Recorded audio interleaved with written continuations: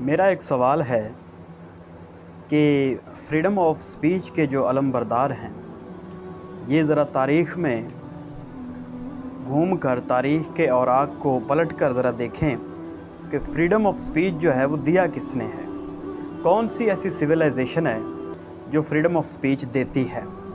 अगर हम तारीख़ पर नज़र दौड़ाएं तो हमें पता चलता है कि द सुमेरियन सिविलाइजेशन जो पहली मानी जाती है दुनिया में, वहाँ पर भी किसी किस्म का फ्रीडम ऑफ स्पीच का कॉन्सेप्ट नहीं पाया जाता, क्योंकि उसी में आके इब्राहीम अलैहिस्सलाम ने अपने अकायद का जब इजहार किया तो उनके साथ जो सलूक किया गया, बाकायदा उनको आग में फेंकवा दिया गया और बाद में फिर उनको वहाँ से हिजरत करना पड़ी।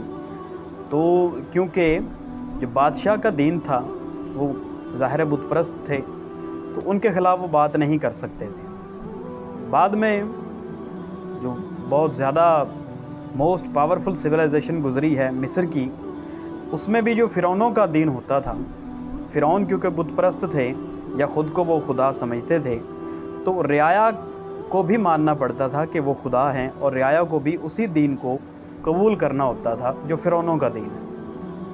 अगर कोई शख्स फ़िरौनों के दीन के अलावा कोई बात करता है तो उसको या तो कत्ल कर दिया जाता था या फिर उसको जिला वतन कर दिया जाता था। तो उसी मिस्र में जब मूसा अलैहिस्सलाम ने अपने अकायद का इजहार किया तो उनके साथ भी बाकायदा दुश्मनी रखी गई और बाद में फिर उनको अपनी कौम को लेकर जो है वो मिस्र से निकलना पड़ा, अपने आबाओ अजदाद के वतन फ़लस्तीन में वापस आना पड़ा।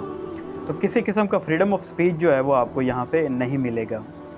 उसके बाद और भी बड़ी सिविलाइजेशंस गुजरी हैं जो हमारे पास नॉन हिस्ट्री में है, उसी को हम डिस्कस करेंगे। बेबीलोनियन एम्पायर जो गुजरी है, बेबीलोनियन सिविलाइजेशन, उसमें भी आप देखते हैं कि किसी किस्म का फ्रीडम ऑफ एक्सप्रेशन या फ्रीडम ऑफ स्पीच नहीं मिलती। फिर ये लोग जो जमहूरियत पसंद एथेंस की बड़ी मिसाल देते हैं यूनानियों की, वहाँ भी आप सुकरात को फांसी क्यों दी गई?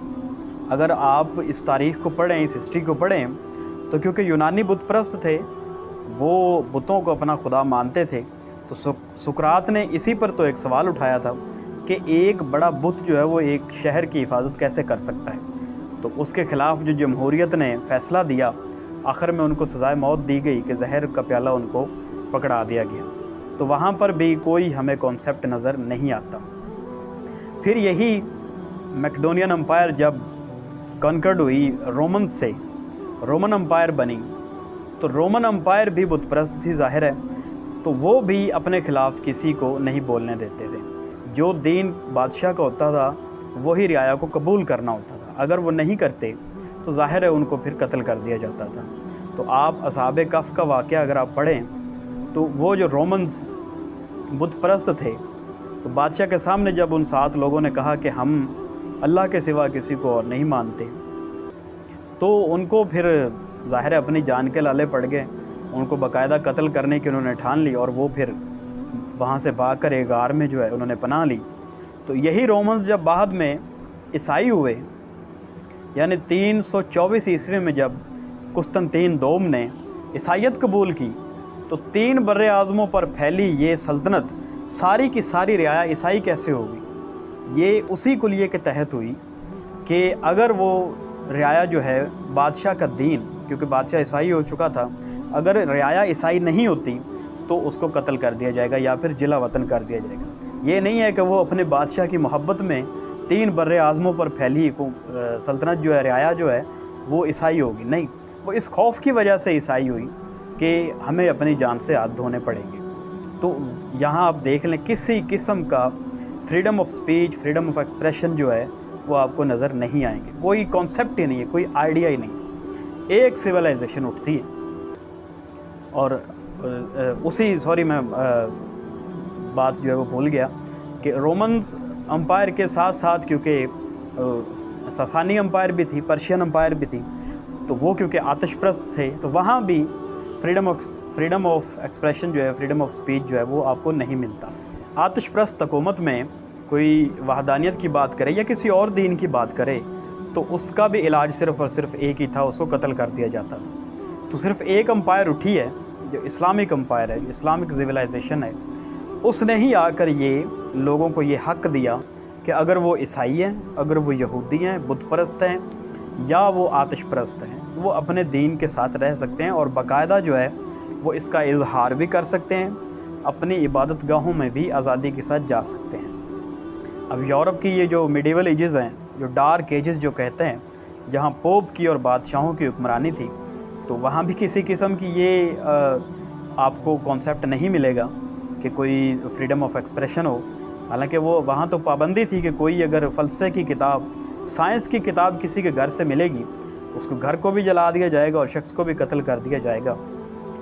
तो ये जब स्पेन में दाखिल हुआ इस्लाम, तो वहाँ जब यूनिवर्सिटीज़ बनी और इटली से, फ्रांस से, वहाँ से लोग जब वहाँ पढ़ने आते थे, तो वो फिर जब वापस यूरोप गए तो उन्होंने फिर ये एक तहरीक जो है यूरोप में शुरू की कि ये हमारे ऊपर जो बादशाह और पोप जो हैं ये हुक्मरानी कर रहे हैं, तो इनके ख़िलाफ़ बोलना चाहिए। क्योंकि स्पेन में आकर उन्होंने एक जहानी और देखा था कि हर कोई अपनी मर्ज़ी से अपनी ज़िंदगी गुजार रहा है। तो ये एक तहरीक वहाँ से शुरू हुई, अहयाउल उलूम की, रेनेसांस जिसे कहते हैं, निशात सानिया यूरोप की।